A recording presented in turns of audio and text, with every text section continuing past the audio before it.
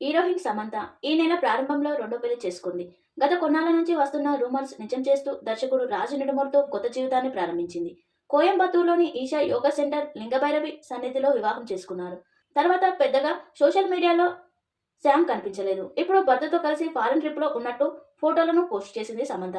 December 1న Samantha పెళ్లి జరగగా 4 రోజులకే సినిమాల షూటింగ్లో బిజీ అయిపోయింది.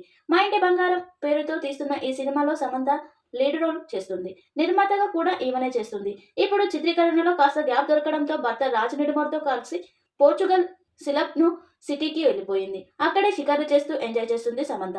ఆ ఫోటోలను ఇన్స్టాగ్రామ్ స్టోరీలో పోస్ట్ చేసింది.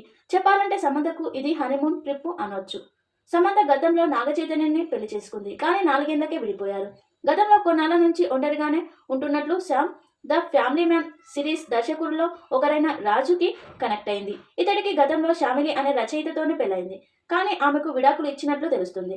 అలా పెళ్లి బంధంలో చేదు అనుభవాలను ఎదుర్కొన్న వీరిద్దరూ రీసెంట్గా కలిసి కొత్త జీవితం ప్రారంభించారు. సమంత నిర్మిస్తున్న సినిమాలకు రాజు కూడా సహా నిర్మాతగా వ్యవహరిస్తున్నారు.